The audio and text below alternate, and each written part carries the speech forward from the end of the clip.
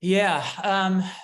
So a little bit of a side note here. I also do work in men's health, and this kind of ties into a lot of what we see going on with men's health, narratives about men and masculinity and all sorts of, so this is my sort of background here.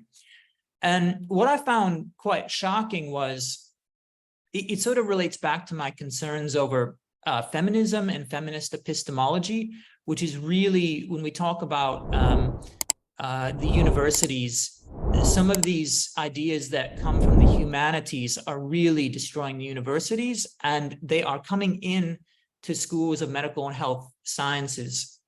And this is kind of tied up in all of that. So there are great efforts put forward by universities now to accelerate the trajectories of the careers of women in academia.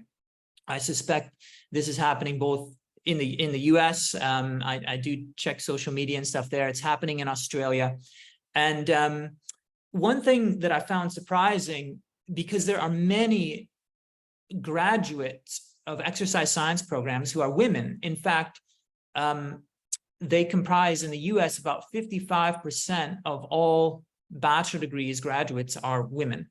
So in theory, there should be a large cohort of women who learn about physiology and how it impacts sports performance and athletics and so on and so forth. But there has been almost no discussion other than like two review papers over the past couple years about concerns about differences between men and women and their physiology and how that might impact this narrative. And I find that really strange because in exercise and sports science, we have so much what I call minutia that is published. So these small little increments in knowledge about things that aren't particularly relevant to a lot of people, like whether there's a difference in reliability of the isometric mid-thigh pull at 145-degree angle versus 150, right? Now, I'm happy for those things to be studied, and fair enough, but that's not a huge increment in knowledge or in discussion as a whole. But hey, James, someone has to have a master's thesis. Come on.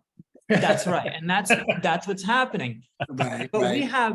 we have a very substantial issue on our hands right now, which is getting a lot of attention in the media. People are looking for answers, unsure what to think.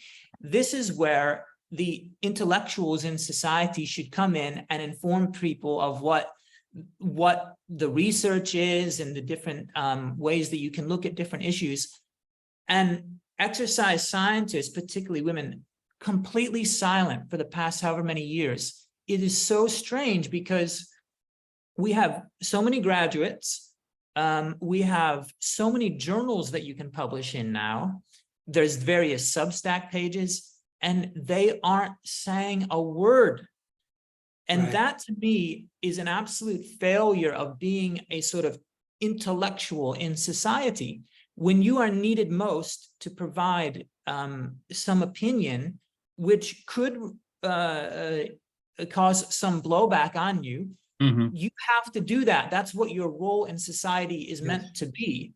But you're failing, and instead you're, and I'm just picking the isometric mid-thigh pull thing as an example. I don't mean to take a shot at those individuals. That's Tony's favorite exercise. Come on. Well, I have tested on it quite a bit because I work with a lot of grapplers and wrestlers, but that's quite okay, James. There's many different examples of this, Right. where, we're just taking time to study these very minor things, yet we have a huge issue.